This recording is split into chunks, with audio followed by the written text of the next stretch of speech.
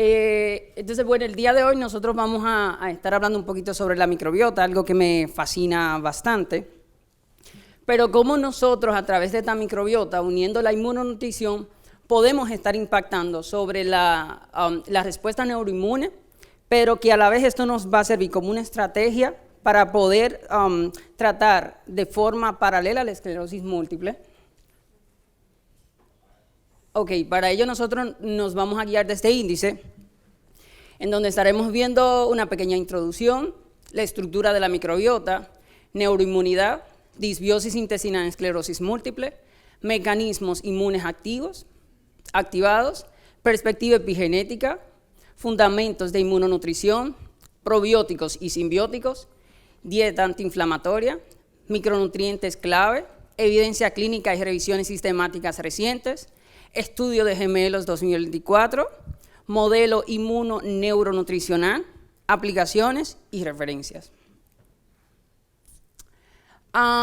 Bueno, más que estar otra vez hablando sobre esclerosis múltiple, nos vamos directo a lo que queremos, ¿no? En los últimos años, y más recientemente en el 2023, investigaciones de la doctora Tremblay y colaboradores han destacado este papel fundamental de el estar ahondando en lo que es la microbiota, pero uniendo la parte de la inmunonutrición como una manera de estar ayudando a los pacientes con esclerosis múltiple. Es decir, es una nueva perspectiva para nosotros no solo estarnos enfocando en la parte de arriba, en el sistema nervioso central, sino en la parte periférica. Cómo nosotros trabajando desde la periferia podemos ayudar a todas las intervenciones que se estén haciendo a nivel del sistema nervioso central. Y por eso el enfoque es un enfoque que va a estar proponiendo intervención sobre factores epigenéticos, metabólicos e inmunológicos. ¿Por qué desde la raíz? Porque muchas veces, o en gran mayoría de las veces, la respuesta la tenemos abajo. O el campo de batalla comienza abajo y luego va progresando.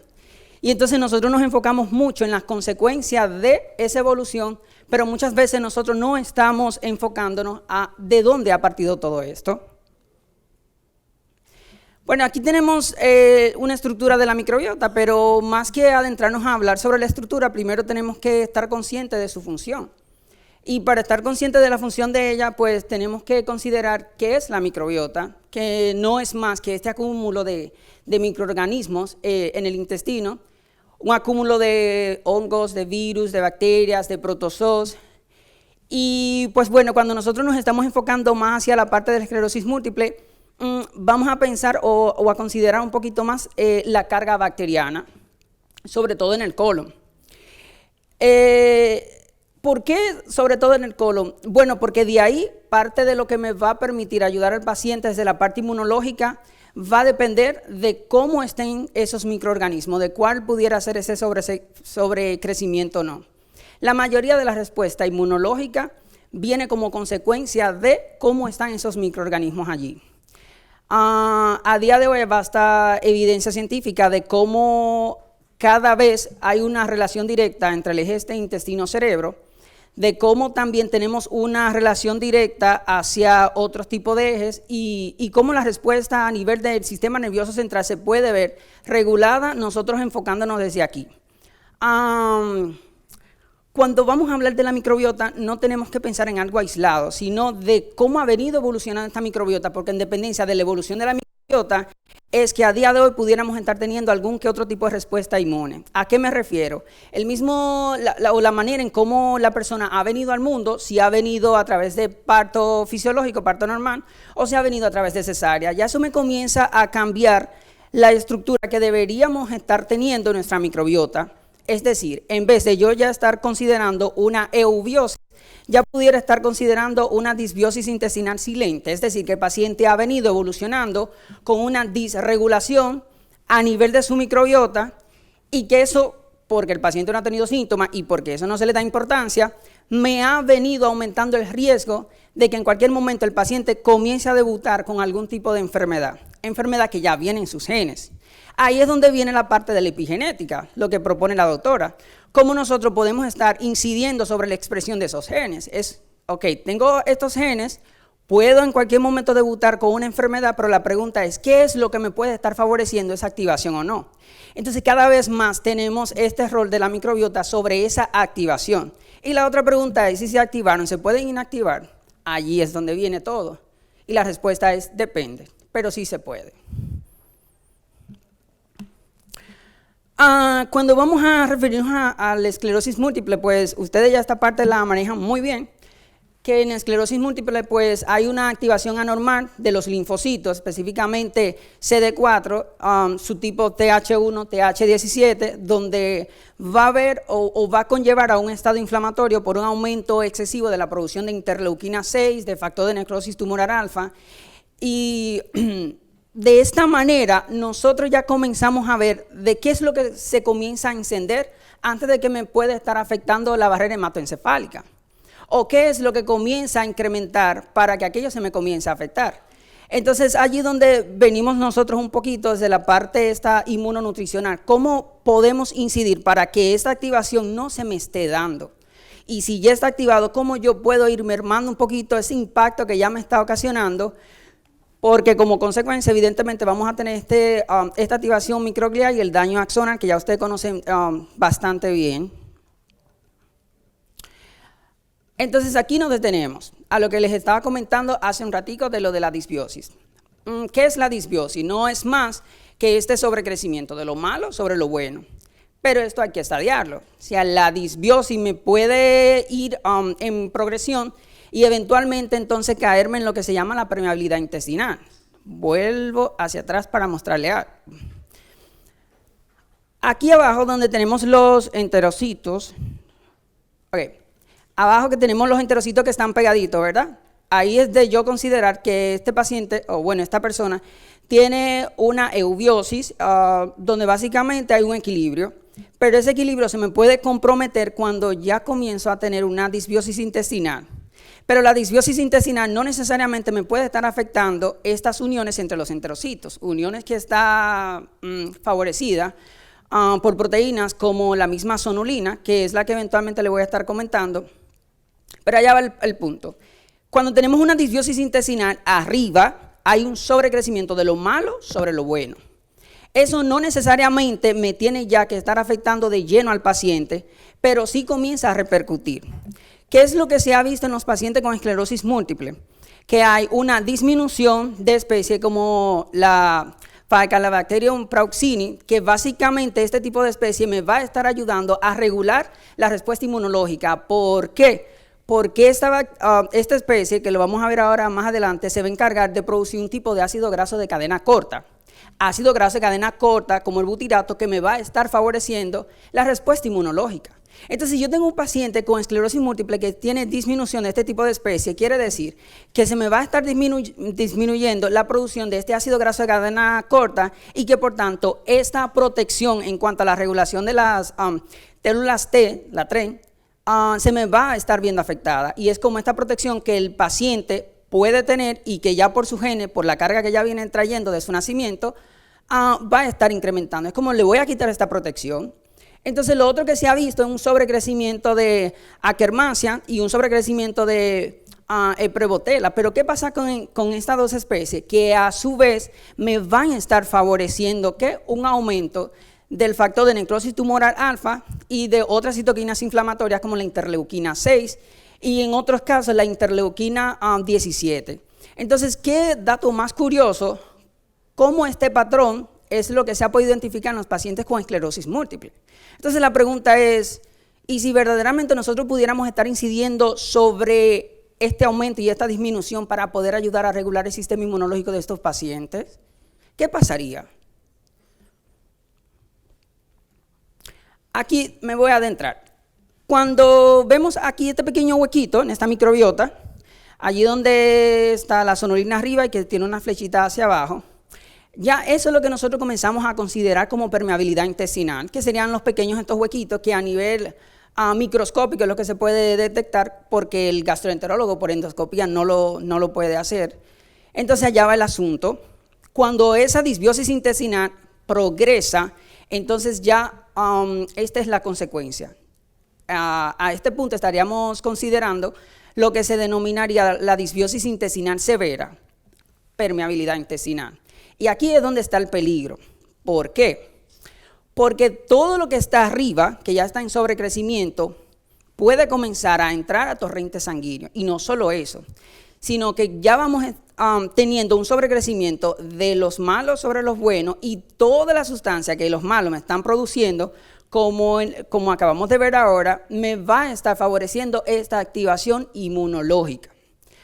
Una de las sustancias que todavía esta bacteria me va a estar produciendo es los lipopolisacáridos, o sea, básicamente me va a estar favoreciendo más inflamación por otra vía.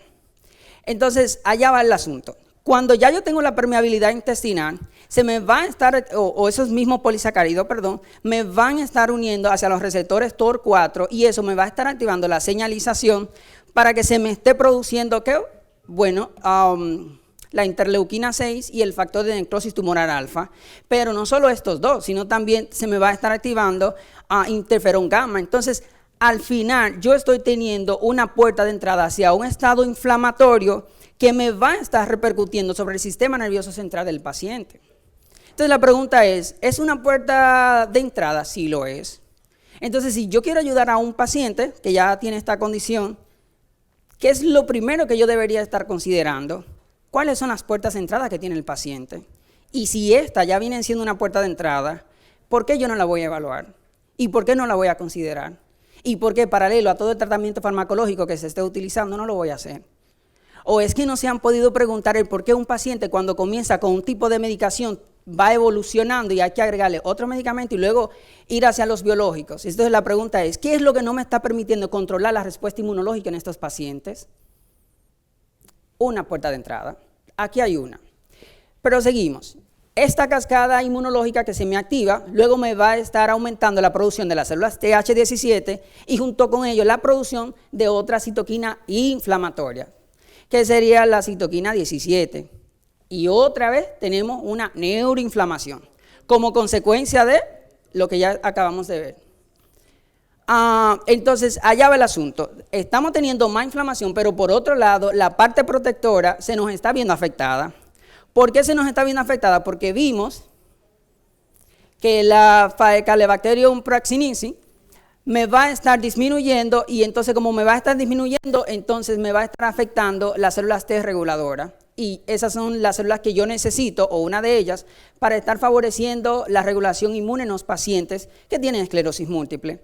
¿Para qué? Para poder tener este control inmunológico. Pero aquí está el asunto, tampoco tengo esta protección. Y por otro lado, comenzamos a tener un aumento de la sonulina, esta proteína que me va a ayudar a tratar de mantenerme estos enterocitos así pegaditos para que esto no se me esté dando.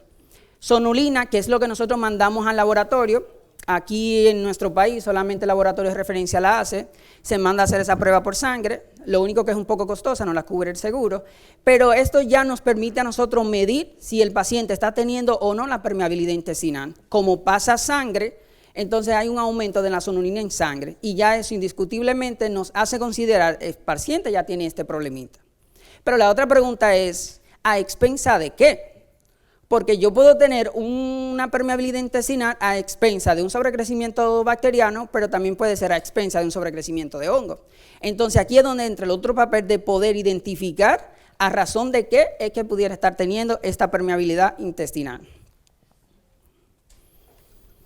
Ahorita le estabas comentando sobre la epigenética y cómo la doctora Tremblay la ha estado considerando. O sea, básicamente esto ha venido a revolucionar la medicina, ¿no? Cuando estudiábamos medicina estos términos ni siquiera se manejaban, pero es que teníamos como concepto de que cuando ya alguien tiene una predisposición genética, es como que ya para toda la vida va a expresar tal enfermedad y listo, y ya, y ahí se queda todo.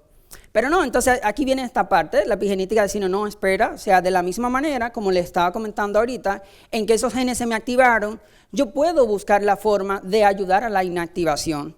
¿Siempre se puede lograr? No, todo va a depender.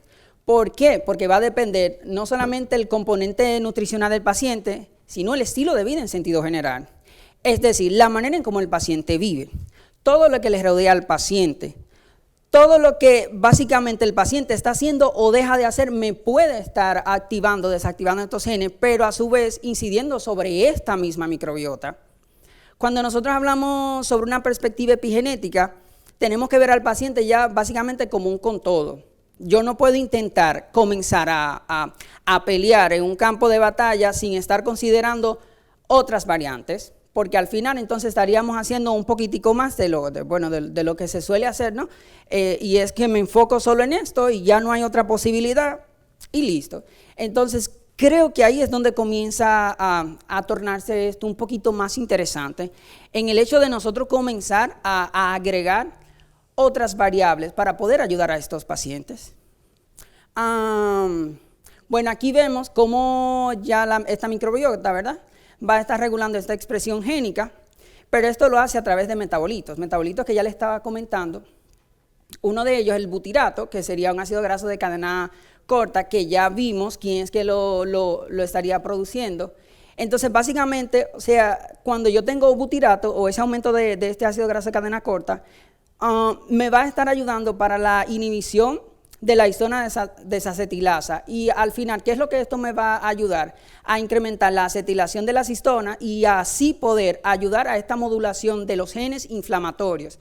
Es decir, me va a estar favoreciendo todavía estas células TRED, y al estar favoreciendo la misma, entonces voy a poder tratar de tener un control sobre el paciente, pero desde este campo de batalla. Muchas veces era lo que le comentaba también, que nos enfocamos mucho en pelear sobre esta respuesta inmunológica arriba, pero cuestiones como esta nos pueden estar sumando muchísimo.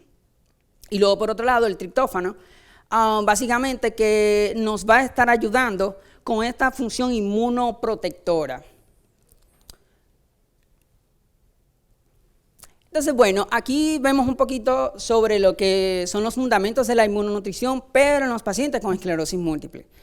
O cuál sería más bien como el objetivo a largo plazo. Cuando hablamos sobre la inmunonutrición, nos enfocamos en cómo los compuestos bioactivos de los alimentos nos pueden estar ayudando para la mejora de la parte inmunológica de estos pacientes. Es decir, vamos a poder modular estas citoquinas inflamatorias que estuvimos viendo ahora, vamos a estar promoviendo las células TREN y con ello a estar ayudando también al restablecimiento de esta microbiota, y luego a potencializar la barrera intestinal, que es sumamente importante, nosotros no dejar a caer un huequito, y junto con ello, pues bueno, al final sería esta una herramienta muy poderosa que ustedes los neurólogos pueden utilizar para que en conjunto con todo el tratamiento farmacológico o inmunomodulador que estén utilizando con sus pacientes, pues esto le puede hacer un plus grandísimo.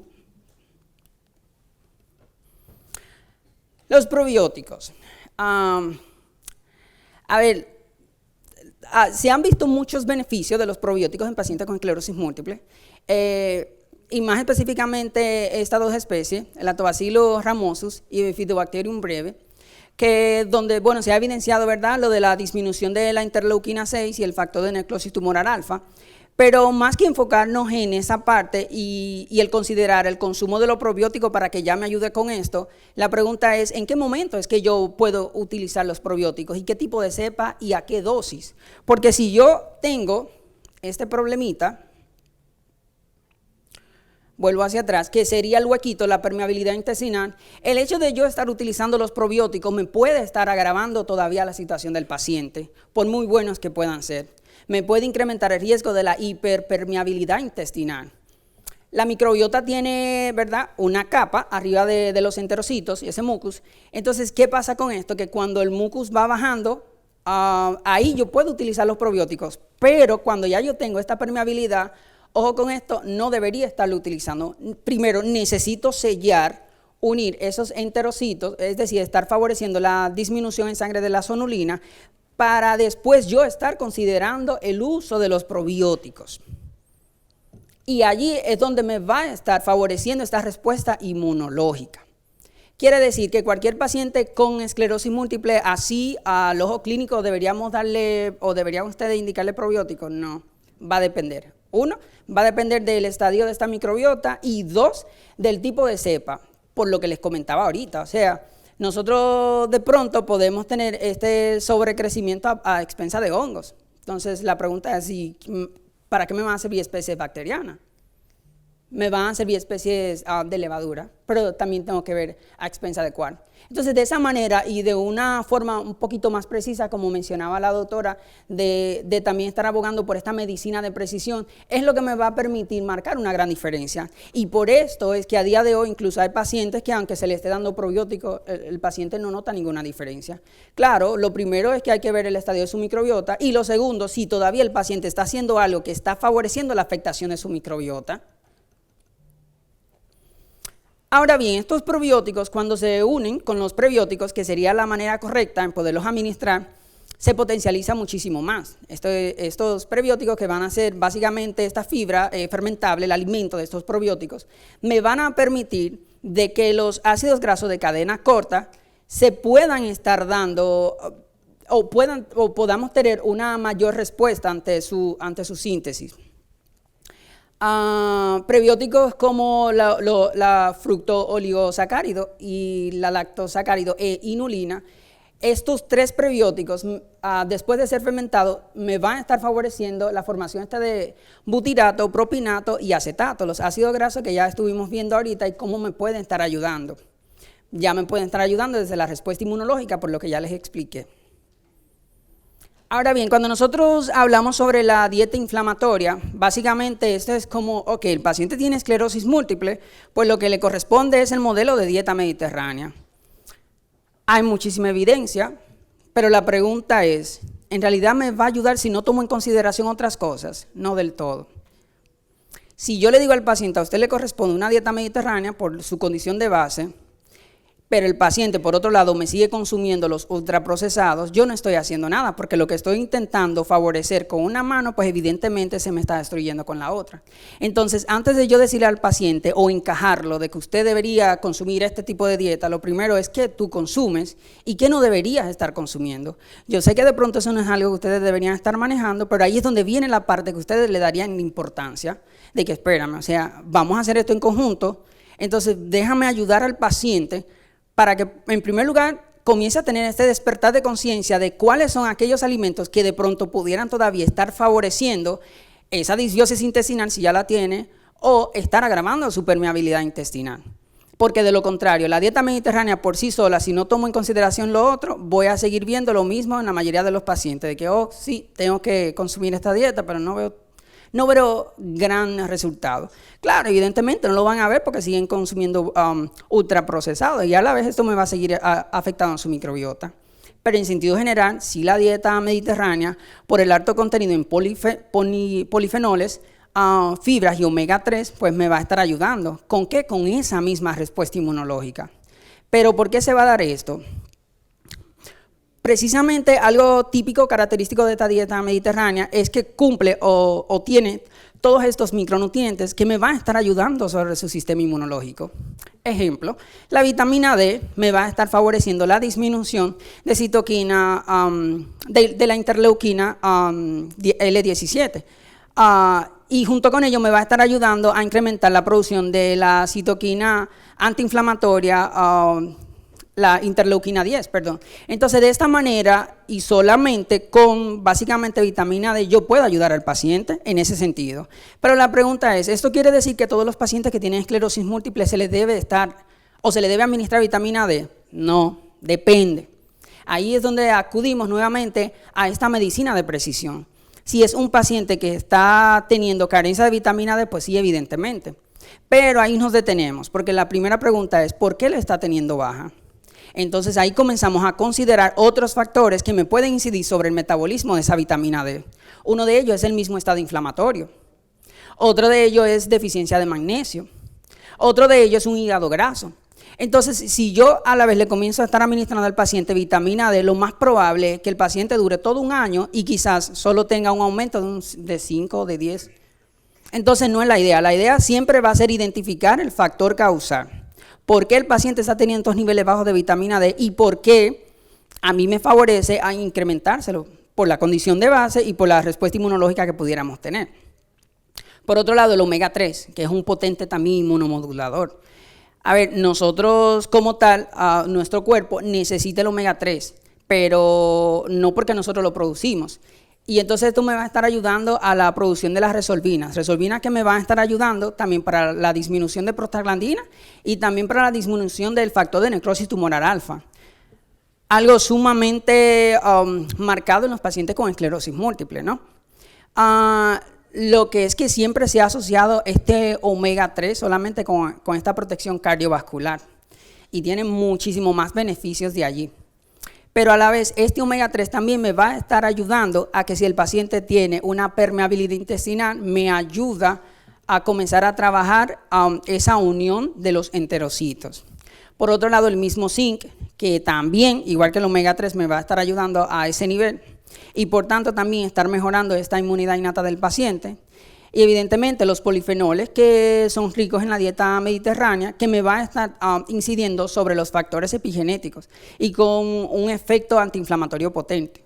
Entonces, en síntesis, cuando nosotros estamos teniendo un paciente con esta condición, una de las cosas siempre será la evaluación, pero la evaluación para primero detectar las carencias que pudiera estar teniendo, resolver ese problema y luego entonces enfocarnos en estar trabajando lo otro.